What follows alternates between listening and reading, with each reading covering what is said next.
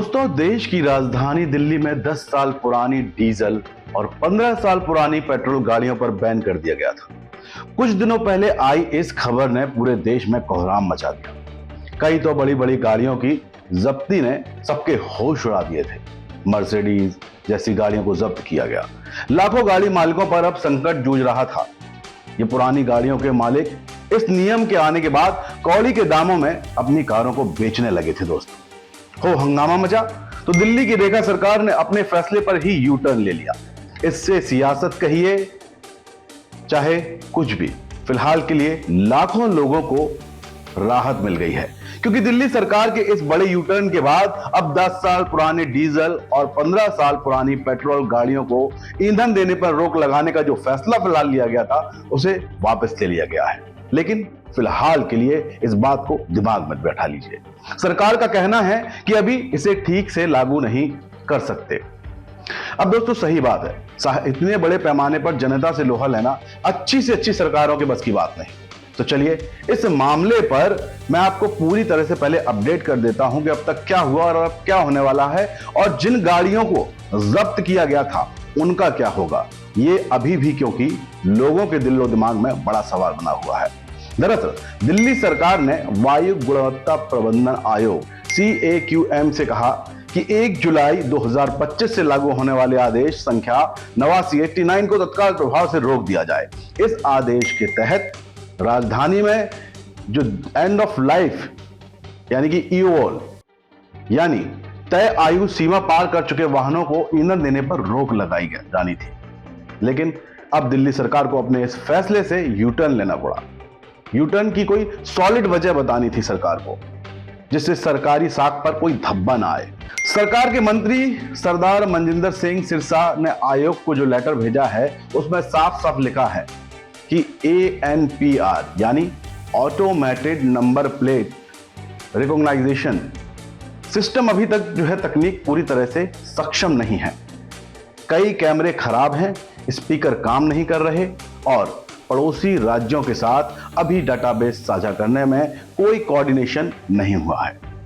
ANPR system में camera placement, sensor और speaker से संबंधित समस्याएं उन्होंने बताई हैं। साथ ही सिस्टम में HSRP ना होने की स्थिति में EOL एंड ऑफ लाइफ वाहनों की पहचान भी नहीं कर पा रहे हैं। तो साहब ने सरकार की ओर से यह तर्क दिया तो कुछ सवाल उठने लाजमी हैं, जिन पर सियासत जारी है। चलने दीजिए, सियासत का अपना काम है, सियासत चलती रहेगी। लेकिन जनता सवाल पूछती है कि दिल्ली की रेखा सरकार ने ऐसा क्यों किया, क्योंकि कई सवाल जनता के भी हैं, सिर्फ सियासत से परे। क्या सरकार ने बिना प्लानिंग के इतना बड़ा फैसला ले लिया, या पहले से कोई तैयारी नहीं थी? क्या पब्लिक को परेशान करने के लिए फरमान जारी किया गया था? बीजेपी क्या आपके रास्ते पर ही चल रही है, वही आम आदमी पार्टी जो इस तरह के काम करती है कि बिना तैयारी के कुछ भी फैसला सुना देती है? सर्दियों के आने से पहले क्या इस बार दिल्ली गैस का चैम्बर नहीं बनेगा? ये कोई इसके लिए कोई सॉलिड रणनीति है क्या? क्या दिल्ली का प्रदूषण रेखा सरकार कम कर पाएंगी? ऐसे कोई कदम उठाए गए हैं? दोस्तों, ये कई बड़े और अहम सवाल हैं, क्योंकि सरकार ने ये कदम दिल्ली में बढ़ रहे प्रदूषण को देखते हुए उठाया था, और प्रदूषण दिल्ली में हमेशा से ही एक बड़ा मुद्दा रहा है।